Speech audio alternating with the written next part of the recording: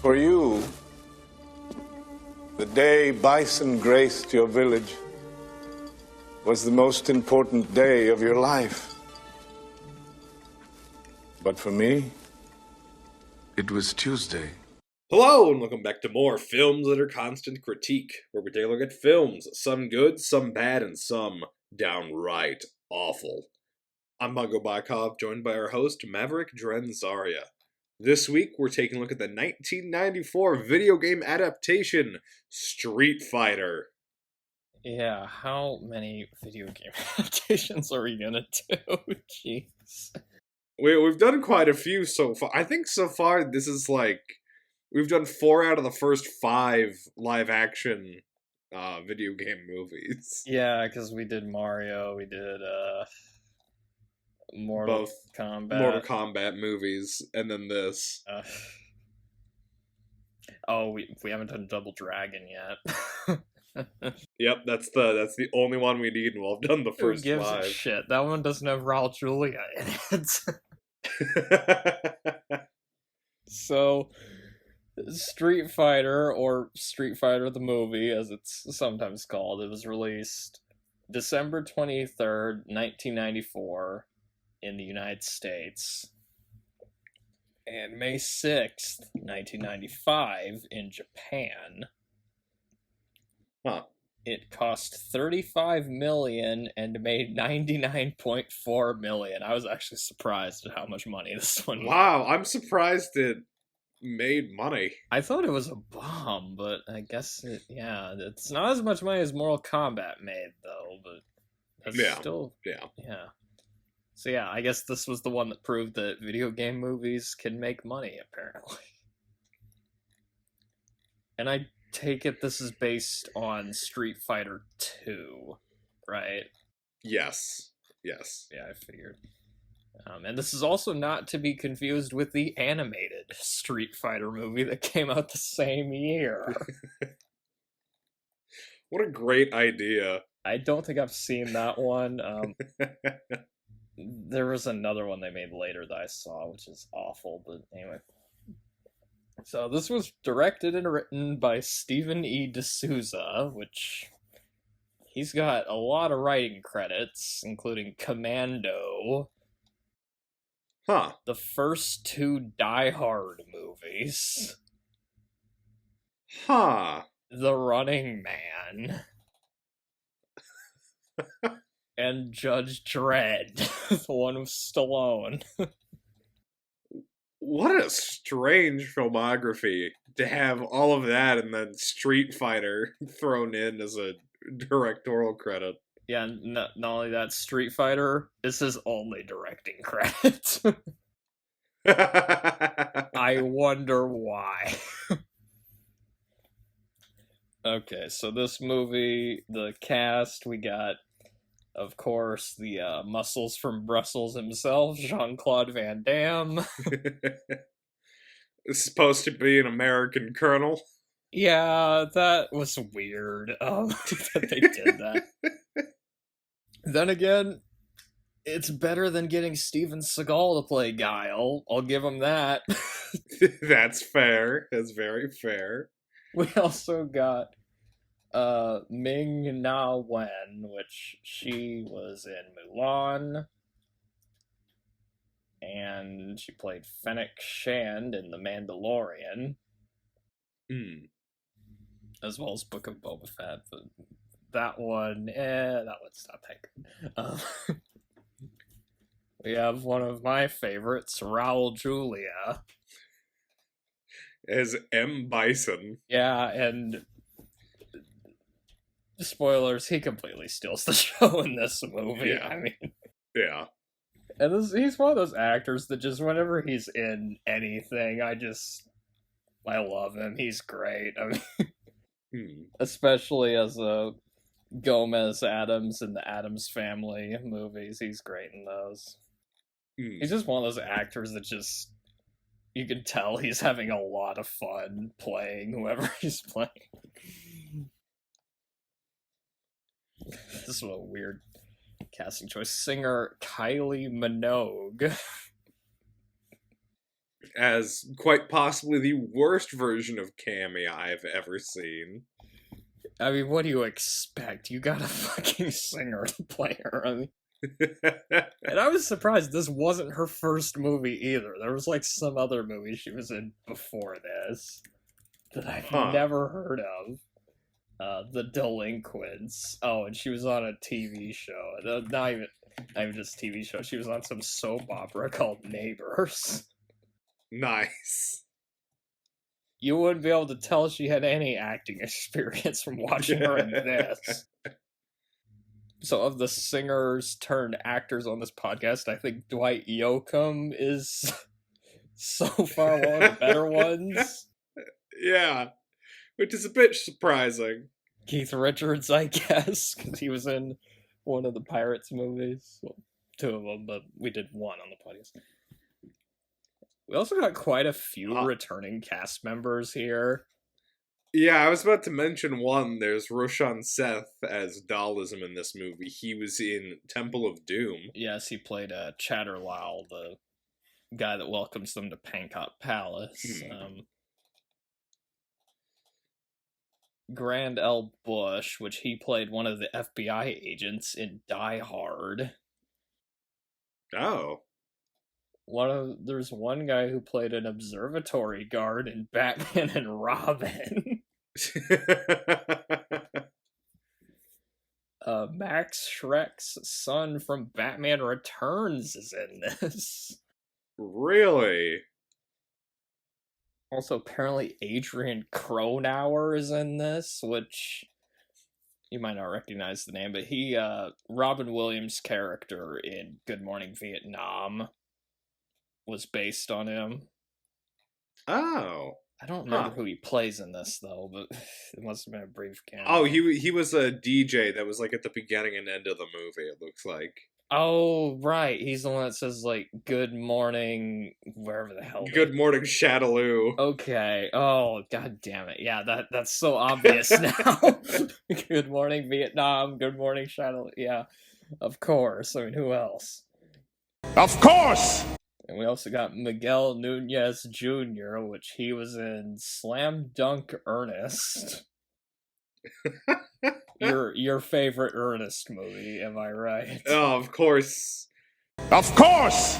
Oh, he was also in Friday the 13th, A New Beginning. Our favorite Friday the 13th movie. A better sequel, Leprechaun 4 in Space.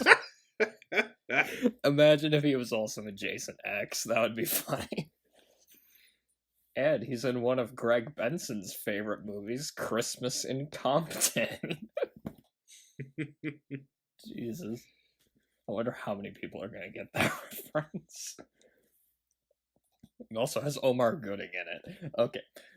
We have a returning composer.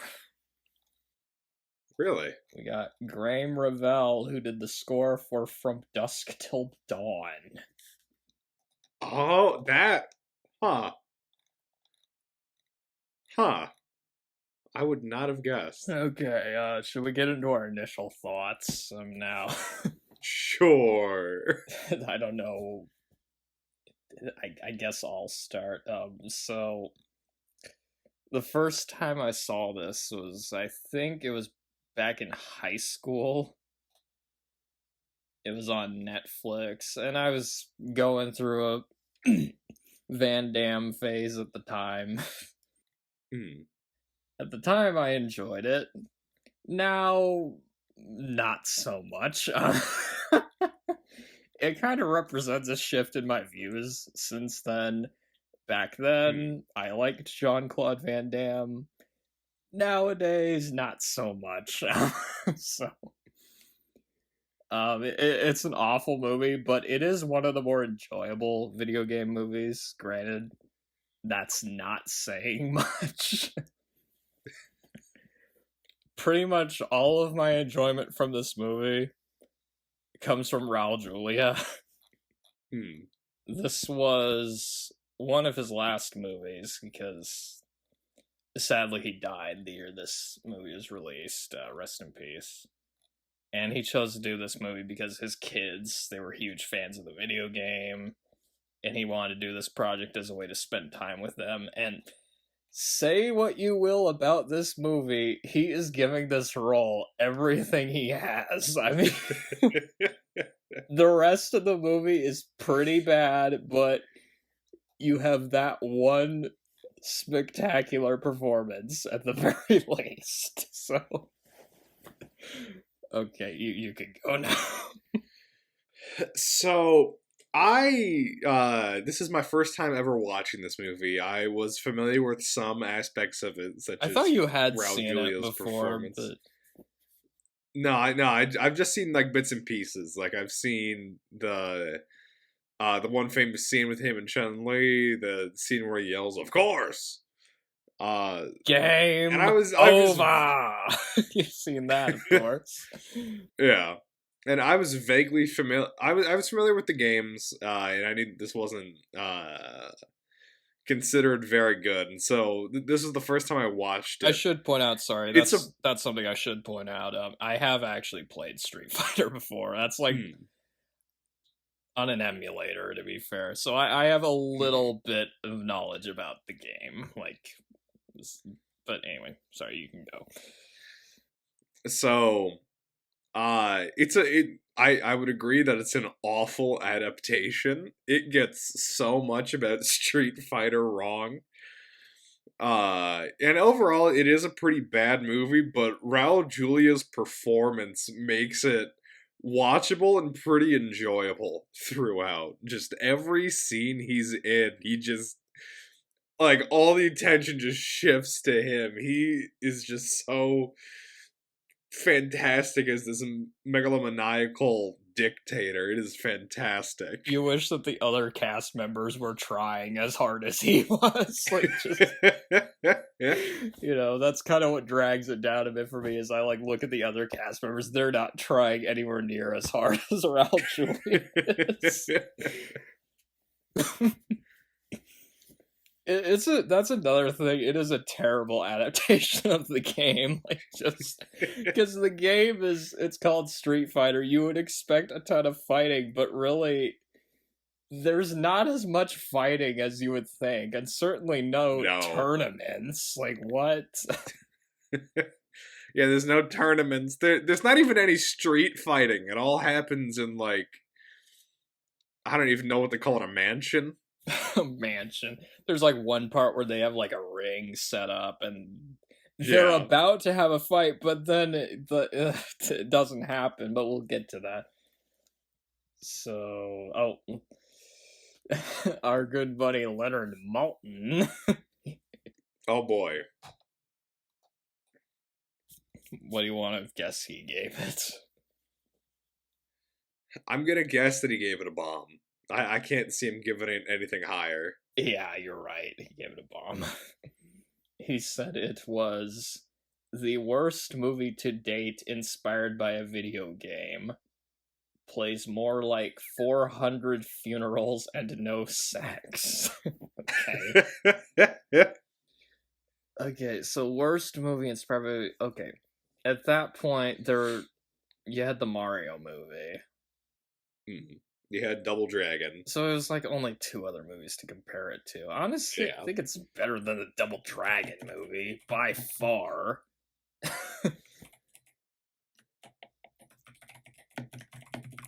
I don't know if it's better than the Mario movie is weirder. Yeah, it's much more unique. It's more creative. I'll give them that, but I don't know if better. I don't know. Anyway, so the plot of this one, you would think being a Street Fighter movie, it would just be tournament fighting, but no, we got military dictator M. Bison takes some hostages, and Colonel Guile has 3 days to save them. That's basically the main plot. Unless you do want. And then there's about 50 side characters running around all trying to kill M. Bison as well. There's so many characters in this. Like, I think they did they managed to fit in most of... I think they fit in all the characters from the game, though. I think At so. least It all looks the like ones that people give a shit about, because Zangief is in yeah. it. Chun-Li. Zangief is in it. Ryu and Ken are they're butchered, but I'll get into that. E Honda's in it. Blanca. Daalism is technically in it, but again, he was butchered. And of course Guile is in it, but he's butchered. Yeah. And M. Bison is there. I mean, granted, I don't know how you could really fuck up Bison. I mean, give him the wrong costume like they do in the later one. Anyway. I guess if you want, we could get into pros, although again, this is another one where that kind of doesn't matter. But so I've got one thing I will give this movie credit for: the sets and costumes aren't bad. Yeah, I was about to mention the set design's pretty good and the costume design's pretty good, especially for M. Bison. His costume in the movie was pretty spot on. It's exactly right. Yeah, that's exactly what Bison looks like in the game. So, and I can tell where the money went. It basically went to giving Bison a Bond villain lair. So there's that. Complete with a chandelier made out of bones. Yeah, it's ridiculous. That's basically what Bison is in this movie. He's like a Bond villain. Not a very good Bond villain, but a Bond villain. He'd be a Roger Moore Bond villain, probably. Or like he was kind of reminded me of like Zoran or something, or like. And also another thing, they managed to get a guy who looks exactly like Zangief to be Zangief. Yeah, no, that was movie. Impressive. Just how spot on Zangief looked. And some of the jokes involving him I thought were funny, like when he there's that one part when Chun-Li is like rolls that like truck into the camp and they're like showing it on he's like, TV. Quick, change the channel. Yeah, that part I thought was funny.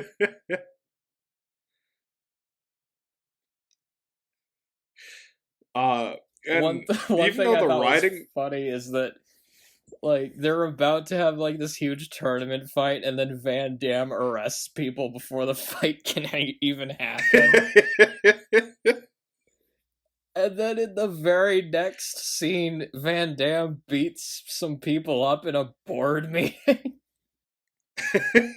Yeah, because there's like an assassin hiding there. That's like literally the very next scene after that. It's like he arrests people at a tournament, stops them from fighting. Then the very next scene, he's just beating people up. Like... And I mean, obviously, the main positive with this movie is what we've already mentioned, but Raul Julia as M. Bison. Julia. Like, because it's not written very well, but his lines are just so memorable and so good. And he delivers them so well too. Like he's taking the role so like he's playing it with just such conviction that you're like like there's this like really long speech he gives where he's talking about how he wants to create the perfect soldier, and he's like saying, I'm doing it not for evil but for good. Like he doesn't see himself as a villain, and I'm like, okay. And you almost believe him too. It's that well delivered. Yeah. And like in the background, he's got this like thing called like Bisonopolis. It's like this. Yeah, and like at the beginning, he's talking about where to put the food court so that all the major franchises can move in. He basically wants to like create his like own like metropolis, I guess. Called. Gosh, that's again like we mentioned earlier. That's like such a Bond villain thing to do, or like yeah. Or like fucking Lex Luthor kind of does that in the Superman movie. Where he's like showing what he's gonna do to California after he like causes natural disasters to it. he put his face on dollar bills like he's the fucking Joker. He called Bison bucks. It's so funny, yeah. And he's saying there will be 1 bison buck will be equal to 5 British pounds after I kidnap the Queen. Yeah. I mean, there's tons of, like, quotable lines with Bison. Probably one of the big ones people remember for this movie is, like, when Chun-Li is talking about how he killed her parents. Yeah. For you, the day Bison graced your village was the most important day of your life. But for me, it was Tuesday. Just like the way he delivers it. It literally does sound like he doesn't remember it. Like, it was just some, like, minor event for him. And then at the end of the movie, he gets, like, Ernest goes to jail, he gets lightning powers and can fly. And he has this... That reminded me of Ernest Goes to Jail. And he has this amazing line. You still refuse to accept my godhood. Keep your own god. In fact, this might be a good time to pray to him. For I beheld Satan as he fell from heaven like lightning. Yeah, it's so good. He's like just flying around, he's like levitating and like what? Which I guess is kind of so like the game, funny. because doesn't Bison does have like powers in the game, and before that he didn't really show anything. I also just I like the part where he says Something wrong, Colonel? Come here prepared to fight a madman, and instead you found a god? there's like so many things we could talk about just with Bison himself, like yeah. like one little detail I thought was funny. There's like this one camera transition from Bison's skull fireplace to Bison laughing, which was yeah, and it looks like his face is like a skull for a second. that was so funny. I loved how that was And then, of course, two of the lines I usually quote from this movie is when he finds out that Guile is still alive and he yells, Of course! which everybody quotes that one, or then when he's like, because Guile faked his death earlier, and then he's like saying, "This time, Colonel, you die for real." So he like gets this like, it's like he's using a game controller to like attack. Yeah, it's like an arcade control stick over like a map of the world, and he like blows up Guile's boat. And the way he says Game over! And I think, if I remember right, I think the video game adaptation of this movie, I can't remember if it was called like Street Fighter the movie, the game, or Street Fighter the game. I think it was just called Street Fighter the movie. Hold on. I don't know, but like if I remember right, when it does the game over in that game, it plays the sound effect of Bison yelling "Game over." More video games should do that, honestly. But just everything about Raul Julia in this movie, like every time he's on screen, just like you can tell this dude is having so much fun. Yeah. It's sort of like with Dennis Hopper in Super Mario Brothers, where it's just like although from the sounds of it, it sounds like Dennis Hopper didn't enjoy making that movie, but you can't tell from his performance.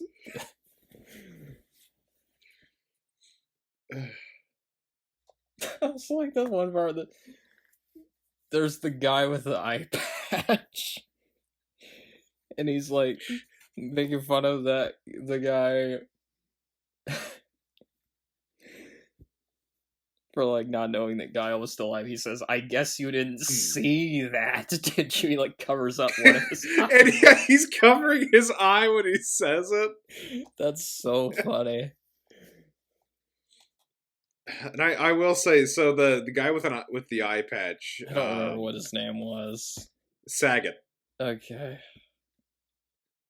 Yeah. Bob Saget? It's supposed to be Victor Saget. Yes, Bob Saget. Bob Saget's in this movie.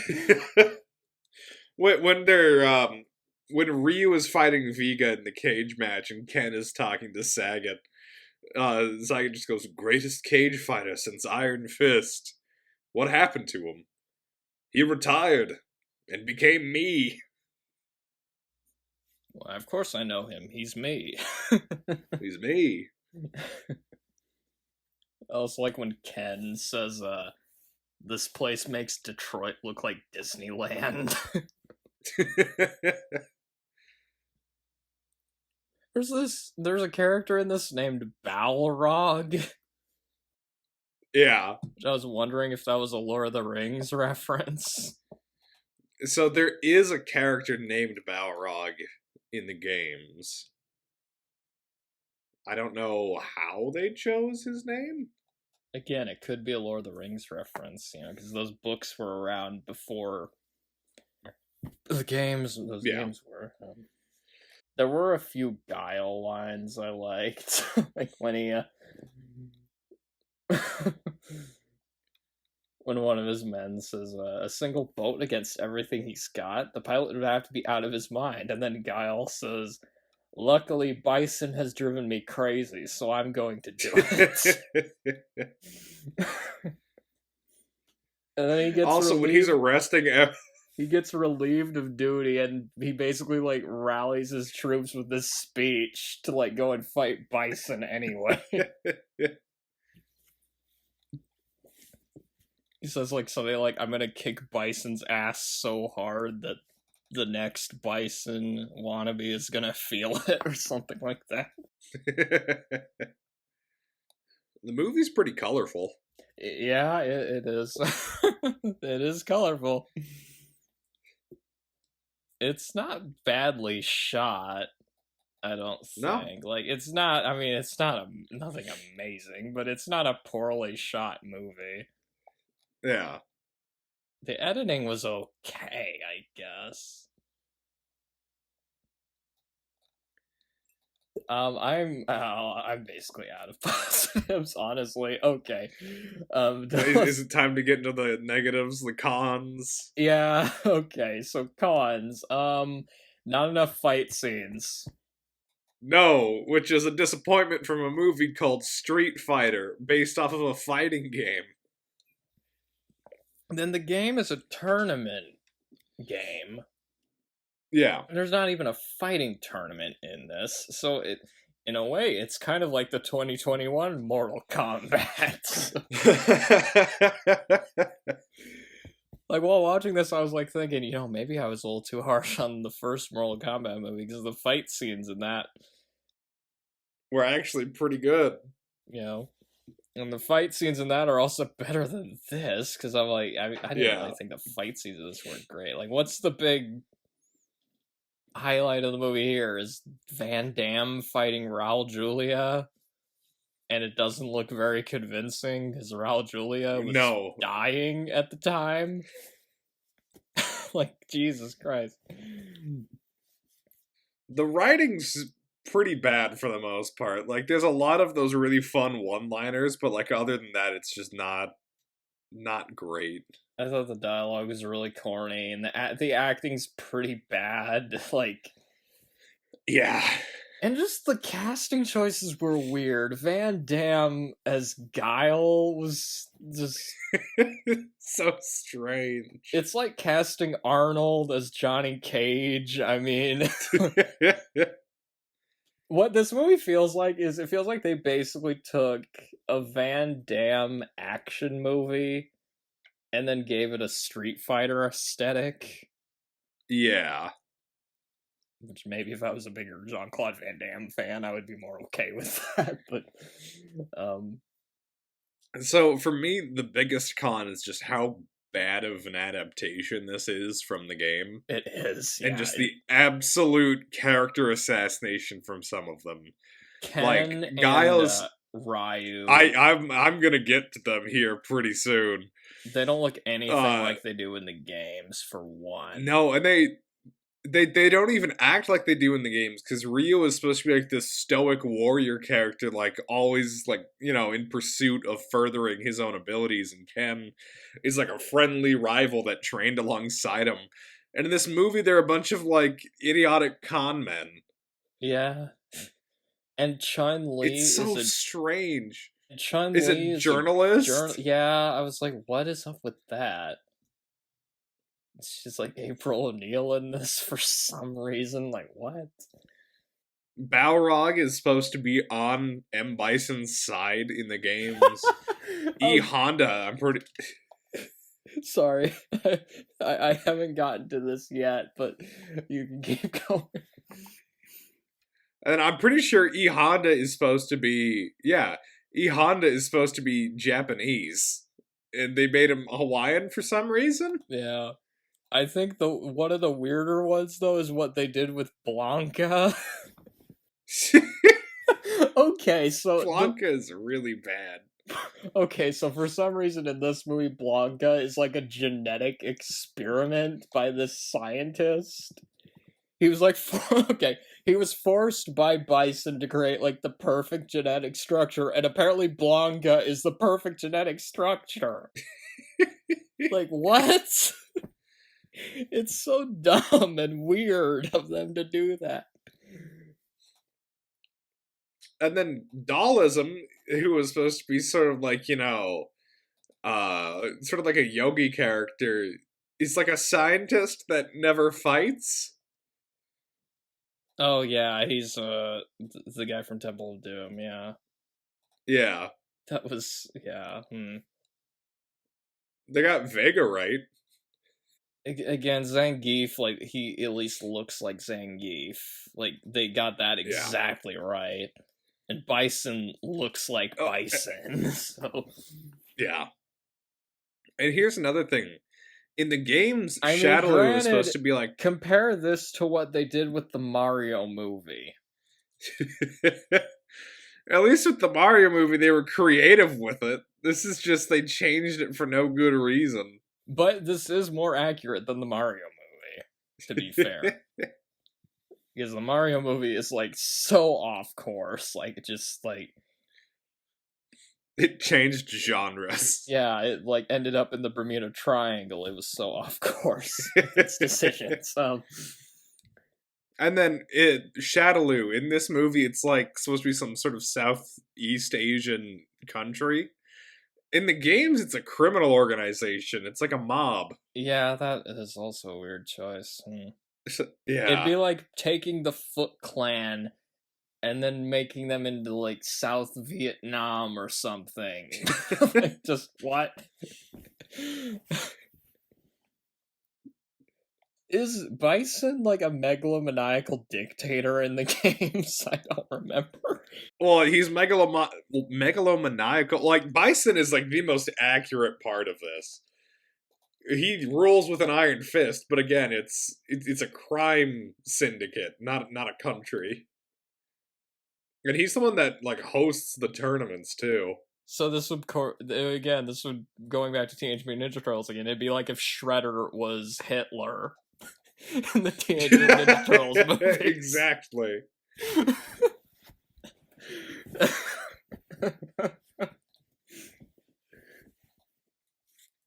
They also tried doing this weird twist where Guile fakes his death. Which, of course, so you don't strange. buy.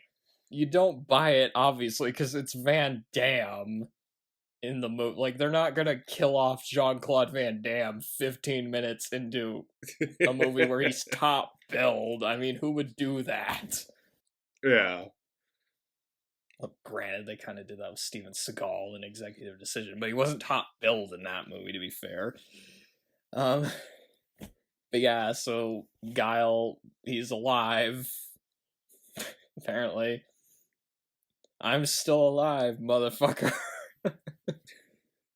And the tone is a little weird, because it feels like a Saturday morning cartoon. Yeah, there's parts of this movie where it's trying to be serious. Like the torture scene started off serious, but then it very quickly wasn't. But then there's also parts where it's trying to be funny. It was this weird tone, like it didn't know. I don't know. I couldn't tell if it was trying to be serious or tongue in cheek. Yeah, It's weird. Because again, there's some actors who they seem to be taking it pretty seriously, but then there's others you're just like, okay, what? just for being a Street Fighter movie, there's not a lot of street fighting in this. no, there's not a lot of fighting. I imagine the acting in this is pretty bad. I just wrote in my notes at one point, Kylie Minogue can't act. That's accurate. I was just like, what is she doing in this movie? Let's go back to singing. There were also times where Van Damme, his like accent, like I couldn't tell what he was saying. Yeah, no, it's weird. Or I would mishear him. Like there was one part where he says, "I'm counting on you," and it sounded like he said "cunting." I don't know if you can get away with that in a PG-13 movie, but it feels like it was based on a video game that isn't Street Fighter. That's what the problem is. Yeah. Like it has the look of Street Fighter, right? With some of it at least. Like some of the characters look like Blanca looks like Blanca, Bison looks like Bison, Zangief looks like Zangief. Guile's sort of well. It's very loose. He's got blonde hair. He's got the muscles. right costume, but not the right hair. And not the right accent either, because he's American in the games. He's not from Belgium.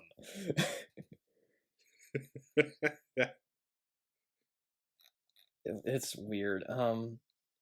There's one part they have Bison surrounded with guns. But they decide to just let Guile fight him hand to hand.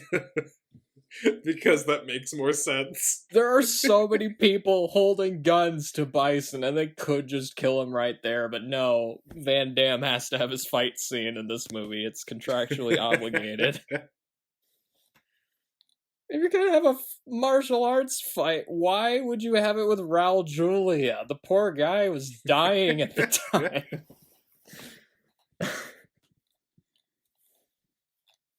Well, Raul Julia's stuntman, I guess, would be more accurate.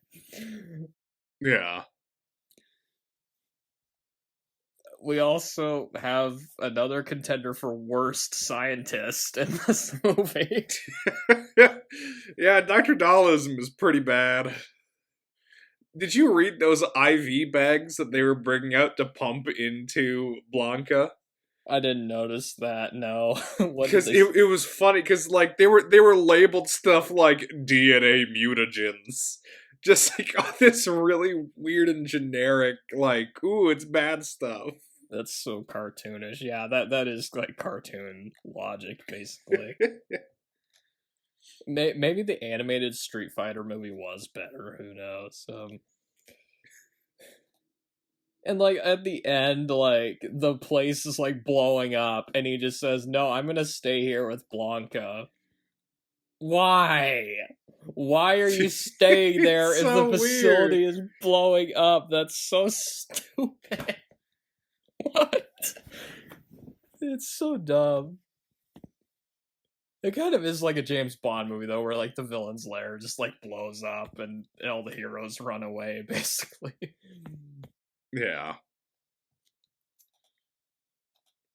The freeze frame at the end. Where they're just standing there, like, doing poses. That's just so funny to me. It's so bad. It's weird. I don't know if you knew this, there's a post-credits scene. I didn't know there was a post-credits scene. Okay, so what happens in the post-credits scene, under all that wreckage of Bison's lair, Bison's hand, like, comes out,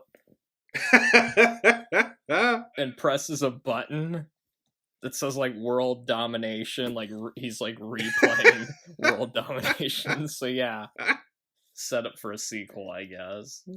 Yeah. It's basically the same ending as like Flash Gordon or Masters of the Universe, where they're like, oh no, the bad guy survived, question mark.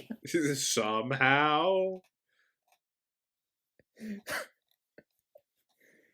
Was there anything else we need to add? I mean, I wasn't that impressed by the fight choreography in this. It was just... No, it's... I think, like you mentioned before, Mortal Kombat, that movie, had actually some really good fights, and it had quite a few of them. And that's what I feel like this movie was missing, that sort of level of fight and, fight choreography. And they're both PG-13 movies, so it's not like you need, like, really... Like, Street Fighter's already not as graphic as Mortal Kombat, so it's not like you need, like, them ripping people's spines out or anything like that. Yeah. Just punch, kick, maybe have some supernatural powers. There's, like, no supernatural powers in this besides, like, Raul Julia getting, like, Ernest's powers from Ernest Goes to Jail. Yeah. Blanca's like a mutant or something? Like, what? Was this trying to be a Teenage Mutant Ninja Turtles movie or something? I don't know. No, a Teenage Mutant Ninja Turtles movie would have way more fighting. It would have way more fighting in it, in martial arts. It's just... I'm trying to think of what else to say. The music was very 90s. Yeah. From what, yeah. It definitely felt like a 90s movie watching it again. Like, I could tell it was in, like, the same time period as the Mortal Kombat movie and stuff like that.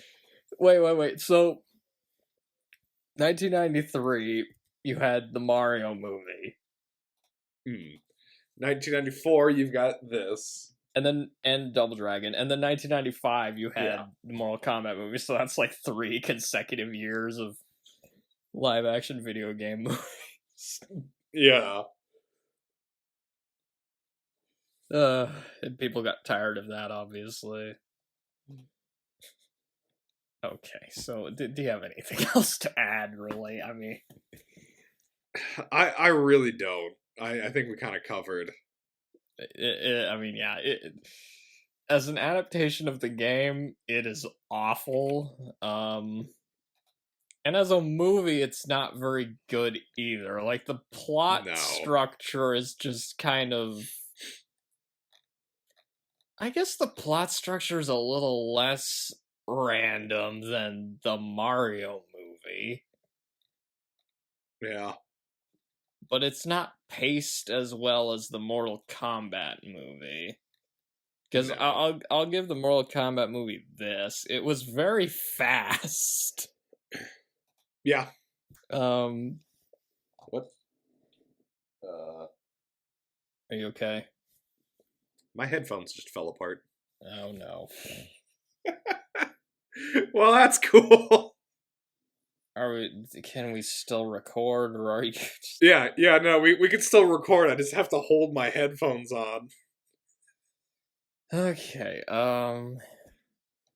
most of the characters in this were pretty bland, I thought. Like, all the main characters, like, the heroes, I was just like, who gives a shit? Like, just... You know what, come to think of it, this feels more like a G.I. Joe movie than a Street Fighter movie. Yeah, I can see that. Like, the characters feel like, you know, like, they got, like, an army, they gotta go in, stop this crazy dude. It feels more like G.I. Joe than Street Fighter, but anyway.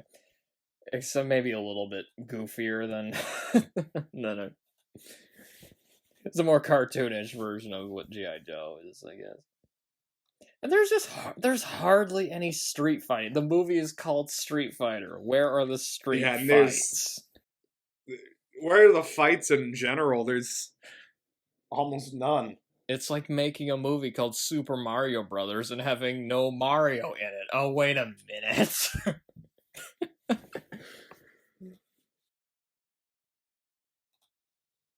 I will say, though, it has good production values. Yeah. You know, unlike Mortal Kombat Annihilation, I can see the money on the screen. And it also has a legendary performance by Raul Julia, which that's always gonna factor in some points for me. I think that was always my main takeaway for this, was just Raul Julia. I mean, the rest of the movie, who gives a shit, but Raul Julia's in it. You know, of course. Of course! Is that how you're opening? Yeah, I was trying to decide between that and Game Over. Or for me, it was Tuesday. There's really any Bison line would be good for that. He's by far the most memorable thing about this movie. He's the reason why you watch this movie. Yeah, like, if I ever do watch this again, I'll probably just... I don't need to watch the whole movie. I'll just...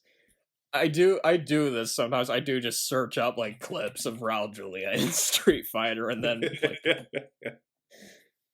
Because he's just great. It's kind of, you know, Man of Steel, like, that movie's horrible, but I do sometimes search up Michael Shannon clips from that movie. Yeah. I think the problem with this movie, I can't decide if this movie took itself too seriously or not seriously enough. Because it's weird. It's a weird tone that they have here.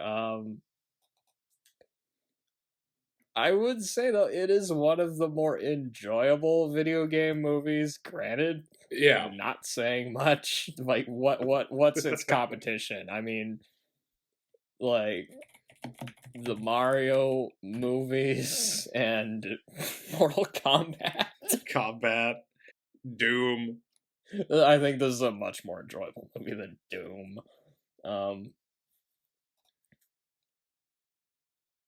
Doom has, like, that one part where it, like, goes into, like, first person, and it's the best part of the movie. You're just like, what? Like, if you're gonna do that, we might as well just be playing an actual video game then, rather than watching a movie. I guess some of the Resident Evil movies get hilariously bad for me. Yeah. I will say, at the very least, it's better than Street Fighter: The Legend of Chun-Li. I have not watched that one. Don't. I'm not that brave. Do not watch it. It's been a while since I saw it, but I remember that one. That one wasn't even, like, funny bad. It was just painful. The guy that plays, I think that's the one where Neil McDonough plays Bison. Which he was in Welcome to Raccoon City and Paul Blart Mall Cop 2. He was Birkin! Oh, I need to rewatch Welcome to Raccoon City. That one was bad, but funny. I haven't seen that one. I have seen Paul Blart Mall Cop 2, and he's, like, the only good thing about that movie. Which I've been listening to that podcast again. Till death do us blurt. Like, just... That's the only reason I even saw that movie, because they did, like, an episode, it was, like, their commentary of the movie. And I, like, watched the movie with that. That's the only reason I've even seen that movie, because I would not have sat through it otherwise. But yeah, he plays Bison. Neil McDonough plays Bison in Street Fighter: The Legend of Chun-Li. Don't watch that movie. I don't remember what he looks like as Bison. Is that the one where he's like... Oh yeah, that's the one where he's just wearing a suit. He doesn't even look... Yeah. They couldn't even get the costume right. That's all you really need to say about Street Fighter: Legend of Chun-Li. They couldn't even get Bison's costume lazy. Right. Like, wow. That's so lazy. Granted, that's sort of like what they did with Koopa in the Super Mario Brothers movie, where...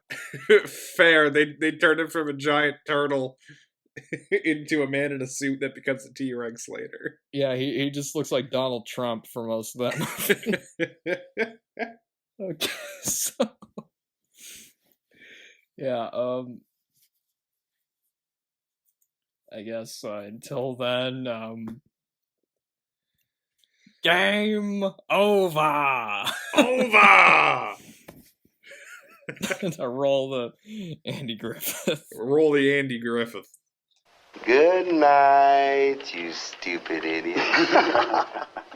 Good night, you miserable slob.